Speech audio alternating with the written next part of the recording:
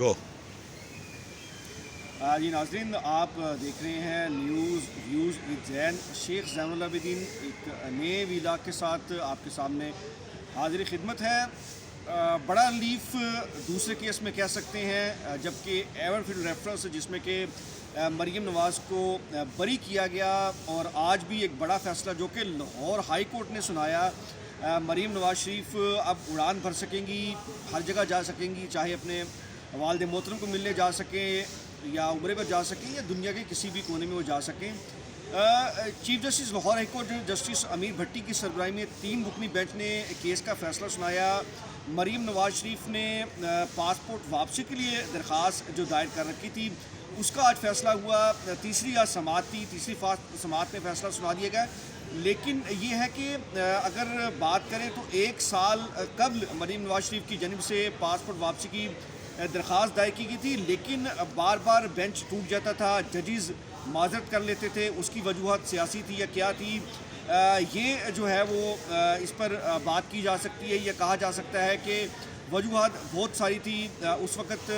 حکومت جو ہے وہ نون لیگ کی نہیں تھی، حکومت مریم نواز کے ساتھ نہ ہونے کی وجہ سے جو ہے مریم نواز کو پاسپورٹ واپسی کی مشکلات ضرور دوچار سی، یہ کہہ سکتے ہیں، چونکہ اس وقت عمران خان کی حکومت تھی اور چودھری شوگر مل تھا، جس میں کہ 4 سال قبل مریم نواز کی ضمانت جب ہائی کورٹ سے منظور کی گئی تو ہائی کورٹ نے مریم نواز کے جو پاسپورٹ اور ساتھ میں 7 کروڑ روپیہ جو کہ سیف الملوک کھوکر کی جانب سے جو ہے وہ ادا کیا گیا تھا، اور ایک بہت بڑا بیگ، بھاری بھرکم بیگ جو ہے وہ ہائی کورٹ لایا گیا اور 7 کروڑ روپیہ تھا اس میں، وہ دیا گیا، اور ساتھ ہی ساتھ جو ہے وہ پاسپورٹ جو ہے ان کا رکھا گیا ضمانت کے طور پر کہ مریم نواز جو ہے وہ کہیں بھاگ نہ جائیں، کیونکہ ہمیشہ ہوتا ہے کہ ضمانت کے طور پر جو ہے وہ مچلکے لیے جاتے ہیں، تو یہ ضمانت کے طور پر ان سے لیے گئے تھے، قانونی طور پر جو ہے وہ لیے جا سکتے ہیں یہ کسی بھی ملزم سے۔ تو یہ ہے کہ مریم نواز کا یہ کیس ختم نہیں ہوا۔ آج بڑا دلچسپ جو ہے گزشتہ سماعت پر چیز دیکھنے میں آئی کہ نیب کی جانب سے جواب جمع کرایا گیا۔ اس کا بڑا انتظار تھا کہ نیب جو ہے وہ کچھ مزاحمت کرے گی، لیکن مزاحمت وقت کیا کرنی تھی۔ نیب نے جب جواب جمع کروایا تو اس نے کہا کہ ہمیں کوئی اعتراض نہیں ہے کہ مریم نواز کا پاسپورٹ اگر واپس بھی ہو جاتا ہے، تو عدالت نے کہا کہ ان کے جو وکیل امجد پرویز تھے وہ پیش نہیں ہوئے تھے، ہو سکتا تھا کہ گزشتہ سماعت میں فیصلہ ہو جاتا۔ امجد پرویز آج جو ہے وہ صبح ہی عدالت آ گئے، 10:30 کیس کا سماعت کا آغاز ہونا تھا، اور ٹھیک 10:30 بجے ہی کیس کی سماعت کا آغاز ہو گیا۔ بینچ بیٹھ گیا، جس میں کہ جسٹس علی باقر نجفی اور جسٹس طارق سلیم شیخ بھی شامل تھے۔ زیادہ تر جو ہے وہ سوالات، جسے کہہ لیں کہ جو استفسار ہے وہ chief justice Lahore high court کی جانب سے کیا گیا۔ امجد پرویز نے پہلے تو معذرت کی، غیر مشروط معافی مانگی کہ میں گزشتہ سماعت میں پیش نہیں ہو سکا تھا۔ دوسری جانب انہوں نے دلائل کا آغاز کیا، تو 2-3-4 باتیں انہوں نے بڑی جو ہے وہ دلچسپ کی۔ پہلے تو چیف جسٹس نے کہا کہ 2 درخواستیں تھیں، اس کا کیا بنا، اس سے قبل وہ بھی تو آپ نے دائر کی تھی۔ انہوں نے کہا کہ یہ درخواست ذرا مختلف ہے، چونکہ پہلے جو درخواست تھی وہ مشروط تھی اس حوالے سے کہ انہوں نے والد صاحب کو ملنے جانا تھا، یہ پریئر تھی، یہ بہانہ تھا، یا یہ جو ہے وہ انہوں نے استدعا کی تھی۔ دوسری درخواست انہوں نے کہا تھا کہ عمرے پہ جانے کے لیے، تو لہٰذا یہ درخواست اوپن تھی، یعنی کہ فنڈامنٹل رائٹس جو بنیادی حقوق ہیں اس کے عوض انہوں نے درخواست دائر کی تھی کہ پوری دنیا میں ہر ایک کو حق ہے کہ وہ گھوم پھر سکے یا پھر آزادانہ طور پر جو ہے وہ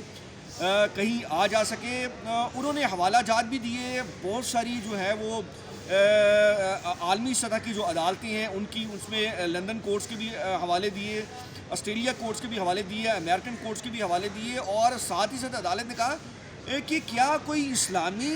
نقطہ بھی اس میں ہے جو آپ کے پاس ہے۔ انہوں نے کہا، انہوں نے سورہ بقرہ کی اور اس کے علاوہ جو ایک اور سورت ہے